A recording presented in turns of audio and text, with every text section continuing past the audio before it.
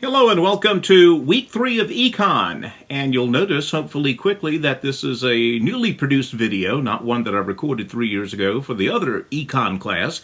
That one had some technical difficulties with it, so what the heck, I figured I'd go ahead and give you guys a fresh one out of the box. Now, as it turns out, our subject matter hasn't really changed in 3 years, because we are on the second part of what's called the God's Economics unit.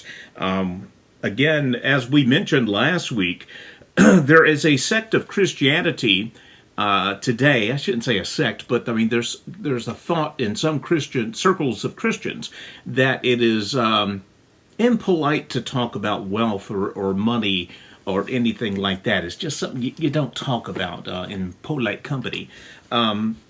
Unfortunately for that mindset, the Bible mentions wealth and money a lot. Jesus talked about wealth and money a lot. So it is a very legitimate discussion among Christians. And even today, as we will demonstrate in this lesson, there are lots of challenges for Christians in terms of how we are supposed to act with regard to wealth, with regard to money, with regard to participating in an economy. And you'll notice probably that the answers are not always so clear-cut.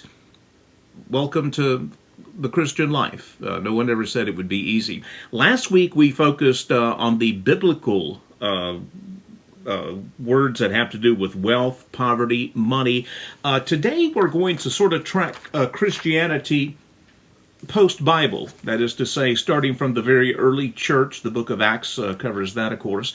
The formation of the church. Of course, we're talking about the Roman Catholic Church and the Protestant Reformation. It's going to sound a lot like, for those of you who've had a history with me the past year or two, we'll be covering a lot of that ground too. But we're also going to look at how Christians have regarded that sometimes thorny question of wealth. Let me give you a sort of an example of a question that, again, we have to ask ourselves as Christians. People are looking at us. People want to say, okay, you're a Christian. What does that mean? What should the relationship be between the church and material wealth? Should a church own possessions? Should a church take on debt? Are large buildings and large budgets evidence of faithfulness? Or is it the evidence of something else? Don't expect you to answer these questions immediately, because they are very difficult to answer. And sometimes the truth is in the eye of the beholder.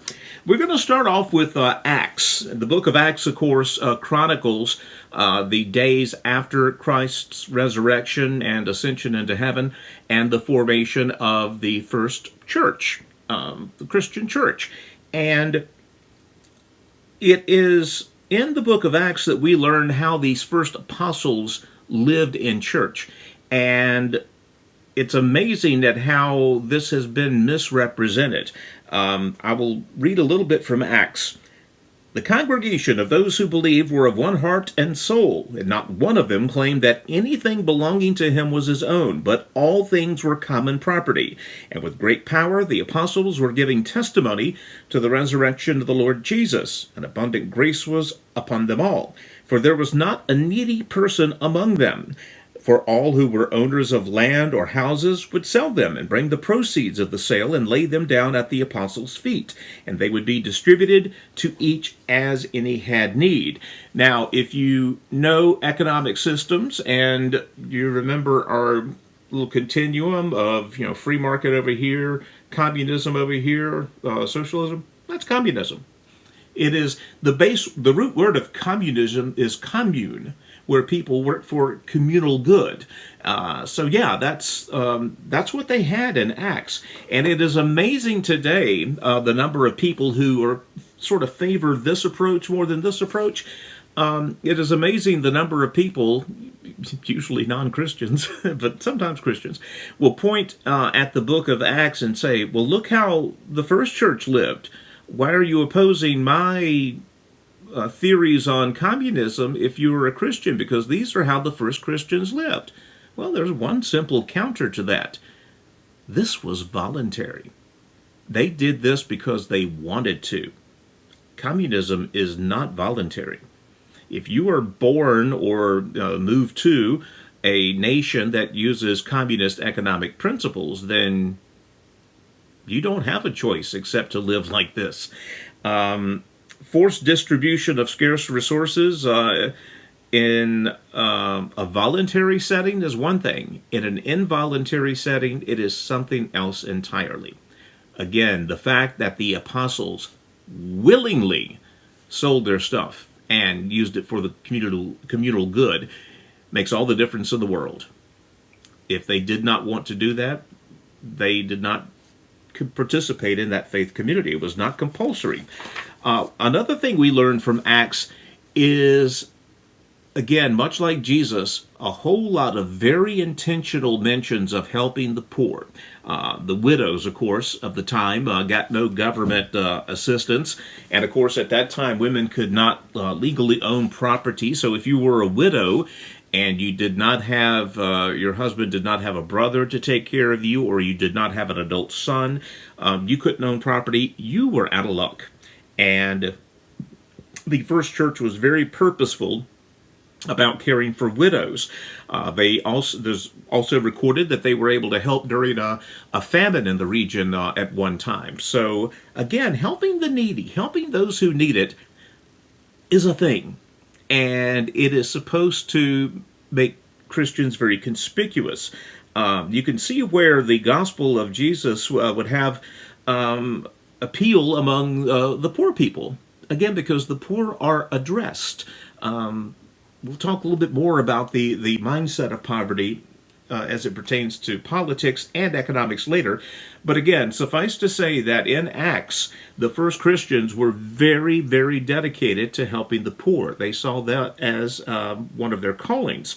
Of course, as we continue on in Acts, we hear about the adventures of Paul, and he, in terms of his view on wealth, he stressed reliance upon God, but he also stressed that Christians could not be lazy. Relying on God, or trusting God will make things right, does not mean you sit on your hands and do nothing and expect everything to work out.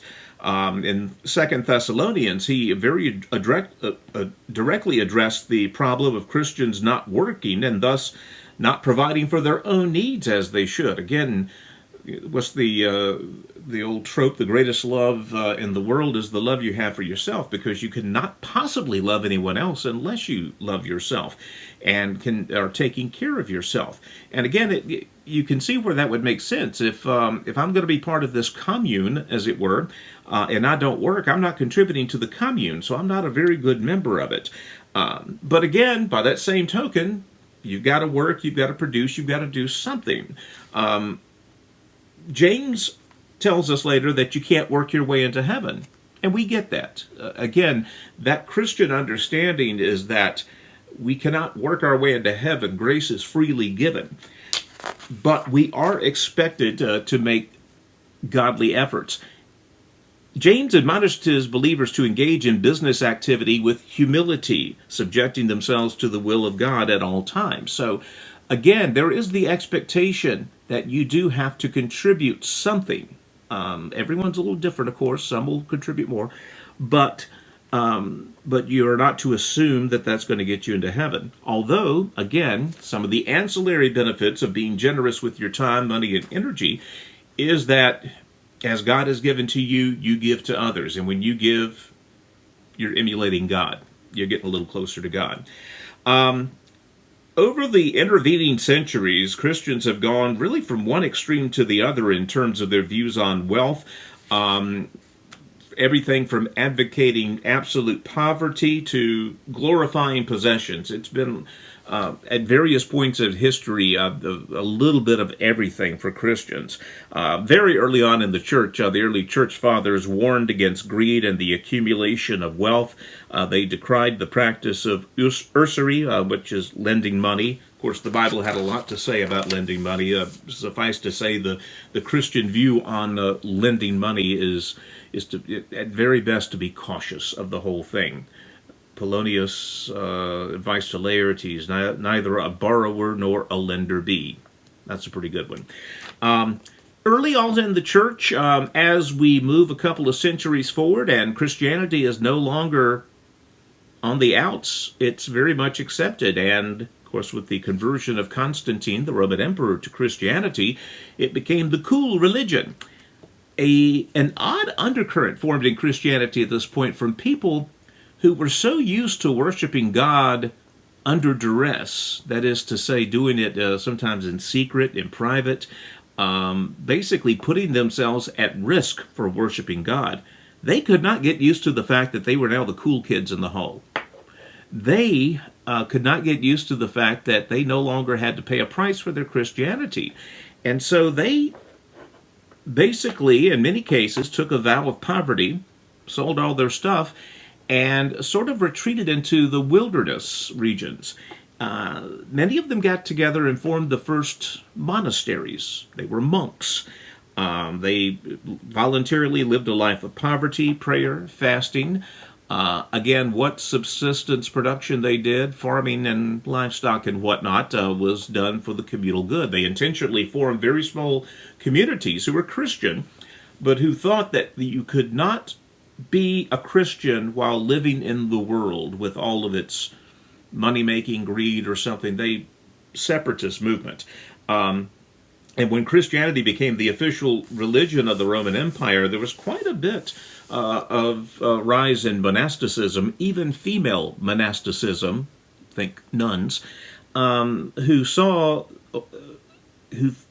it was impossible to live in the world as it was, with its reliance on wealth and whatnot, and to worship God. They thought the two were incompatible.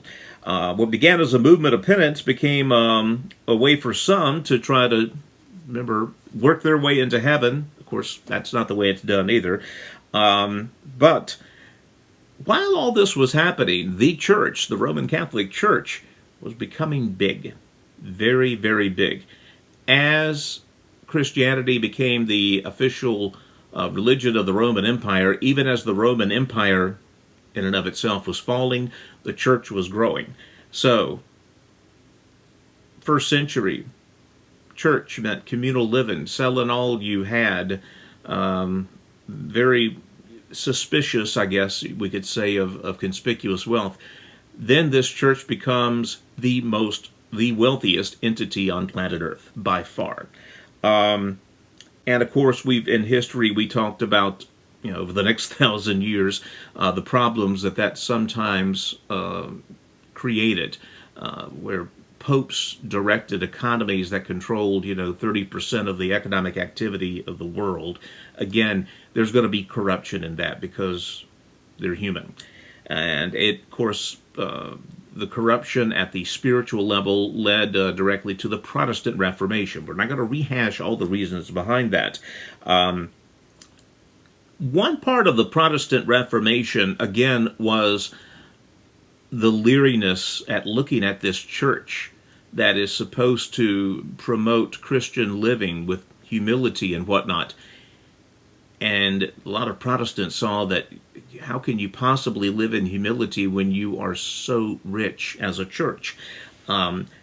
The beginning parts of the Protestant Reformation took the attitude that poverty was especially meritorious in the eyes of God. A person who was for example, carpenter, baker, who lived to the glory of God was fulfilling their calling from God, including those who were in poverty. John Calvinism was not opposed to Christians accumulating wealth, though, as long as they did not oppress the poor in doing so.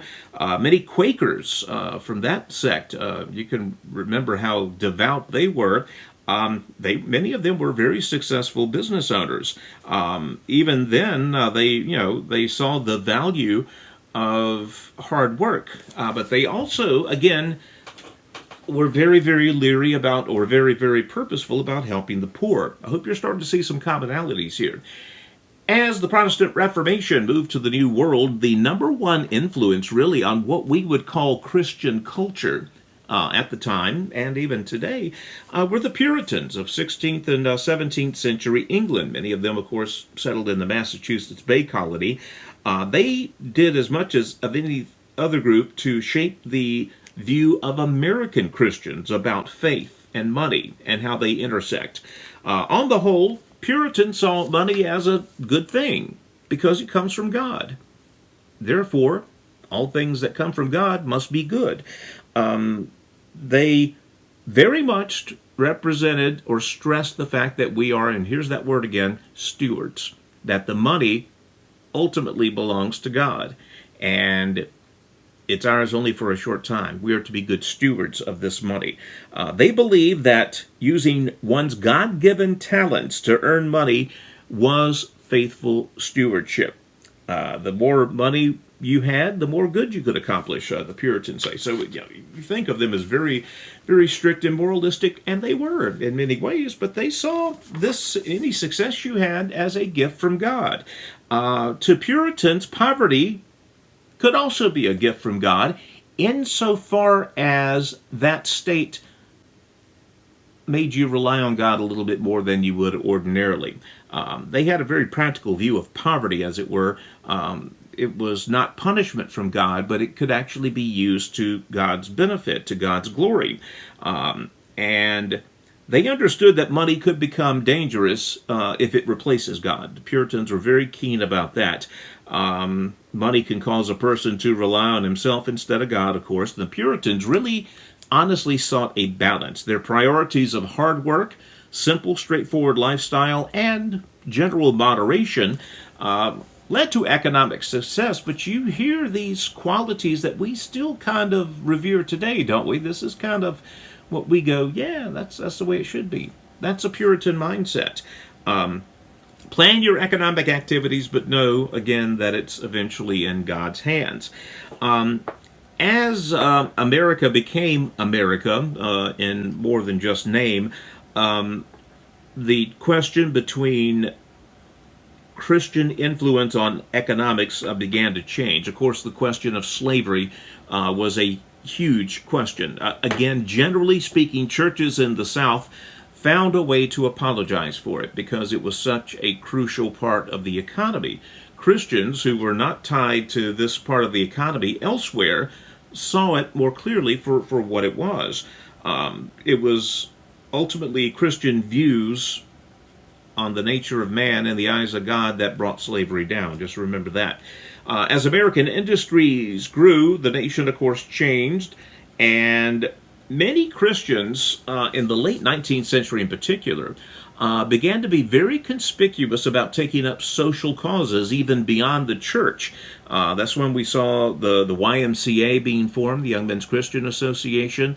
The church members in general began looking outside just their congregations and began looking at some of the free time that people now were beginning to have, and they wanted to use it to advance Christian social reforms. It came to be known as the social gospel. Many wealthy businessmen gave to these support Christian causes like the YMCA, the Moody Bible Institute. So you're starting to see that relationship between Christianity and the economy change a little bit as Christians are being more overt about inserting themselves as Christians into the national economic debate. This is big. In 1905, German economist and sociologist Max Weber published a book called The Protestant Ethic and the Spirit of Capitalism. And 100+ years later, it is still seen as sort of the moral underpinning of lots of modern economic theory and Christian theory. He married the worlds of Christianity and economics and made a biblical case for what we now call capitalism. Again, over here on the Great Continuum. It's reversed now, because when I show it to you in class, it's reversed. You know what I'm saying. Very much on the right side of the spectrum there. Capitalism was growing and developing, of course, in its own ways during this time as we shifted to an industrial society. During the same time that Protestant theology was gaining widespread acceptance in the United States. Weber defined capitalism as economic activity that expects a profit, this is key, through peaceful, voluntary, and mutually beneficial exchanges. I'm going to repeat that. Through peaceful, voluntary, and mutually beneficial exchanges.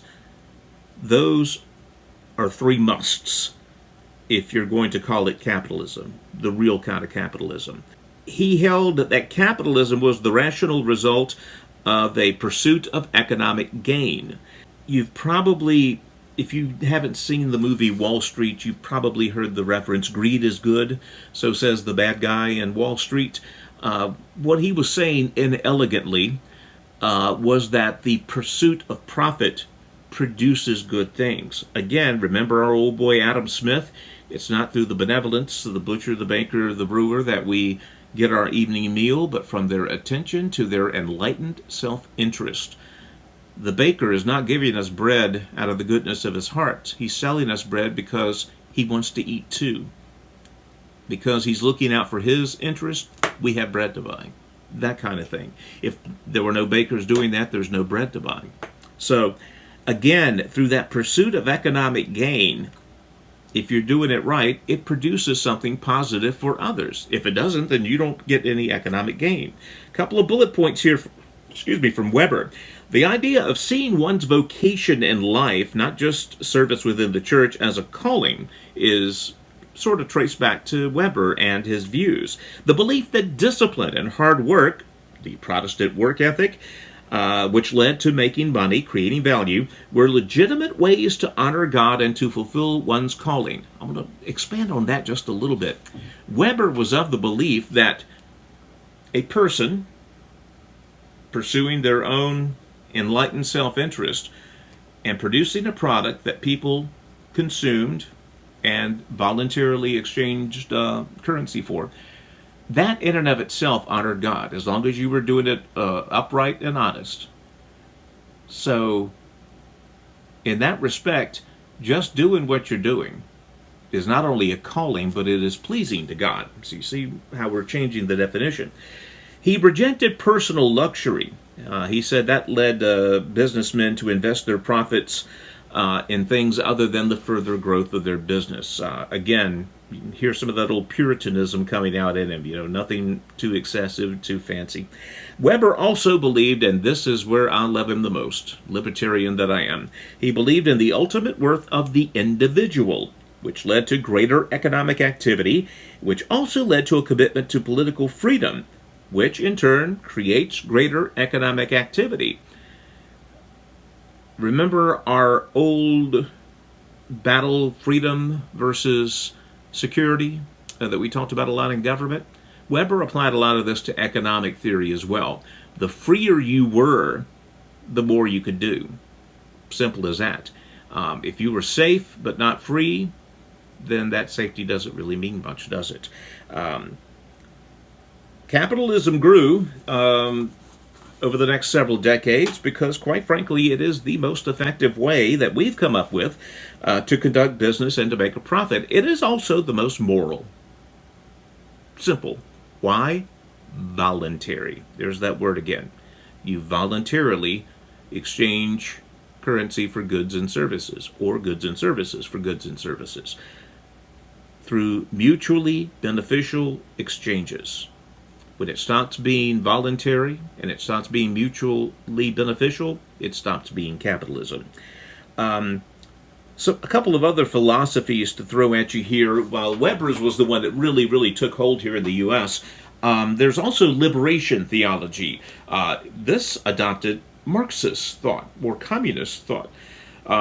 This one held, and it was carried by some sectors of Christianity into the 20th century, is held that the liberation of the poor from their poverty by opposing those whom liberationists call the oppressors of the poor. Again, this sounds a lot like Marx.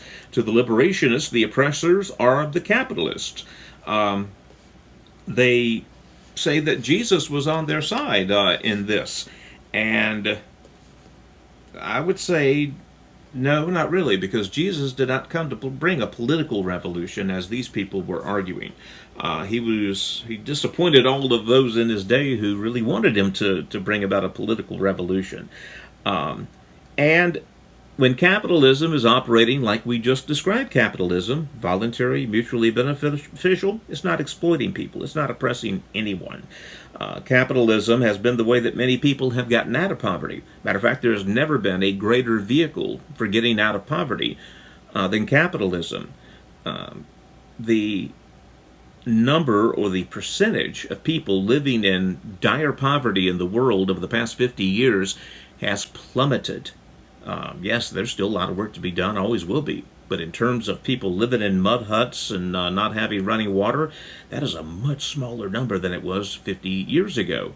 And it's primarily because of capitalism and because of people engaging in their own enlightened self-interest, making things available for people that have not ever been available for them. Marxism has a very poor track record in terms of lifting people out of poverty. It's very good at keeping them in poverty and bringing more people into poverty. Another little theory we'll throw out there for the heck of it, theonomy, which is the idea of a married church and state, where church directs the state activities. Theocracy is what this is sometimes called. The problem with that is there is nowhere in the Bible that teaches that the goal of the church is to rule society. So there's absolutely no biblical basis for that. Final couple segments of this unit. The first one is called Economics for Today's Christian. So as we live here in the year 2024, cut that out if I'm using this later. I'll just read this very quickly. The study of economics is not just a theoretical endeavor, nor is it merely an academic exercise that uses big words and complicated ideas. Economics involves how we live and how we make decisions every day. It affects individuals, it affects nations. Today, just like in any other day, Christians face many quandaries as to how to best live as a Christian in an economic sense in today's society. The Bible doesn't mention anything about multinational corporations, stock markets, hedge funds, or anything like that. And keep in mind that well-meaning Christians can arrive at very different conclusions. And that's okay. That's all right. As long as nothing goes directly against the Word of God, then there's room for debate, I suppose. We can divide this into issues that primarily involve individual actions or those that have a system-wide impact. Actions by an individual can, of course, affect the larger economy, and, of course, sweeping economic policies have impact on the individual. Just some questions here. Again, just to show you how complicated this can be. Just some questions. What standard of living should be a Christian's goal? Should they aim for a subsistence level of existence or a much more comfortable lifestyle? Should a Christian strive for the greatest income possible with the goal of using this income, above a certain level, of course, to help others? Is job satisfaction more important than how much money you make? How should a Christian be engaged in the world in terms of economics? Specifically, should we withdraw from the world as much as possible, like the monks did? Or should we try to develop a small group economy, like the first Christians did in the book of Acts? Should we store up supplies and cash to tide us over for emergencies? What's the best way we can help the poor, individually as Christians and collectively as Christians? Should we campaign for political candidates whose economic principles we support? Should we boycott or picket businesses that we believe use or undocumented foreign workers or exploit workers? Should a Christian business person limit their work hours, like working on Sundays? Chick-fil-A, of course, being the most conspicuous example of a large corporation that still very much believes in the sanctity of the Sabbath. Can a person be a Christian and a capitalist, a Christian and a socialist? Should a Christian business person's main goal be making a profit or serving the community? That's a good question. That's a very good question. How should a Christian business person use whatever profits? Capital investment to expand the business, to hire more people and do more good? Should they pay a bonus to their workers? Should they take their family on vacation? Should they give it to the church, give it to poor, give it to mission? We have all kinds of questions that we ask today. To answer them, well, to truly answer them is really impossible because these are sometimes rhetorical questions that have a right answer one day that's wrong the next. First thing we need to do, though, is we need to make sure we understand how God defines success. Spiritual success is the most important thing in God's eyes, not material success. So that's number one. Number two, God does promise to take care of his people. Consider the lilies of the field. Remember that parable? So yeah, keep that in mind. God is generally going to take care of you. Thirdly, though, God will sometimes provide for his people through the generosity of other Christians. Also remember this, God provides, but we still have to work. That is to say, he does not promise abundance as a reward for laziness. He does require effort from you. Most of that effort, of course, is in having faith in him.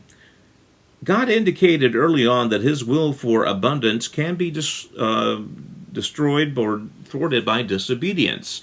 Remember, he promised the people of Israel a lot, provided that they did what he told them. And they had a lot until they stopped doing what he told them. Jesus said that giving would result in blessings to the giver. This is the one that I personally keep coming back to. For those who see government as should be the primary agent of aid, charity, or whatever, I think that is short-sighted, it is inefficient, and it is ultimately self-defeating. There is no virtue in compulsory charity. Part of doing God's work is that in doing God's work, we come closer to seeing God's face. There is an obvious spiritual benefit that is more than just for you. It ripples on through eternity. You don't get that when you see charity as in jacking the sales tax up 3 cents on the dollar. That's how I'll help the poor. I'll vote in favor of this policy that would jack up taxes for everybody. There's nothing good about that. You get no good out of that. No one else. I mean, yeah, people, are getting help from the government, obviously, but God's not being glorified. These questions remind us that, if nothing else, we cannot separate faith and money. We are going to have to tackle it. The last segment in this week's lesson is titled "The Love of Money," and it's hard not to be attracted. I mean, everybody wants to earn a little more. Everybody wants to have a little more. That right there is human nature. If you have a 46-inch TV and you see a 52-inch TV, you wish I had that. Just the wanting is fine as long as it doesn't consume you, and particularly, so long as it does not replace God. God is number one. Bible has a lot to say about the concept of greed. Remember, the greed is good from the movie Wall Street we referenced. And yes, greed, or rather the pursuit of profit, does create a lot of good if it's done in the proper, upstanding way. Greed, though, is when all things become secondary to making money. If you had to come up with a definition of greed in a true pejorative sense, that's sort of the way I would define it. When this desire, your own self-interest, becomes an all-consuming self-interest. When you place that above all other things. The 10 Commandments, 4 of the 10 Commandments address ownership, coveting things. It's an important thing. It's an important consideration. Jesus was very upfront when he said it was very hard for a rich man to get into heaven simply because, again, it's very easy to replace God with money. There's an old joke that it's not true. It's not true, of course, but it's funny. It illustrates the point. On the $1 bill, it says, "In God we trust." $5 bill, it says, "In God we trust." $10 bill, $20 bill, $100 bill, all say, "In God we trust." $1,000 bill says, "God, I think I can take it from here." See, it is easy to replace God when you have an abundance of wealth and stuff. That's one of the big reasons why we have to be very, very vigilant about that. There have been many examples of greed in the American economy. Again, the so-called robber barons of the late 19th century who built the great railroad systems, the oil monopoly, etc. They used cheap child labor. They used cheap foreign labor, put people to work in sweatshops with very, very little regard for their personal safety. The one drawback of capitalism is that humans being humans, there will be abuse at some point. There is no economic system that is abuse-free. I got news for you. We've seen the consequences of that. Over-speculation caused the Great Wall Street crash of 1929, leading to the Great Depression. More recently, recession of 07 and 08, which amazes me that you guys do not remember this, because this seems like just yesterday for me.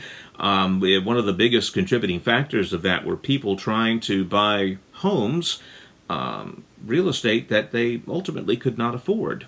And so debt, they could not pay their debt, and debt is toxic to an economy. Again, we've mentioned this before. I think we're all pretty hip with the idea that money in and of itself, and riches and wealth in and of themselves, are not evil. Wealth is supposed to be viewed as a gift from God, but it is not supposed to replace God. The problem ultimately is with the attitude that produces greed. That reveals a heart condition, something that is poisoning a person. Again, when you replace God with that pursuit of wealth, that's when it becomes greed. Greed is an issue in our economy because it's in the hearts of so many people. Again, we're not talking about enlightened self-interest, where the butcher, the baker, the brewer are trying to make a living for themselves. We are talking about that mindset that puts all other things secondary to profit. That's when it becomes a problem. Now, there is no great giant book that says this is greed and this is not. We discern that by listening to God, by praying, by trying to be as close to God as possible. Anyway, enjoy the video. We will see you on Monday.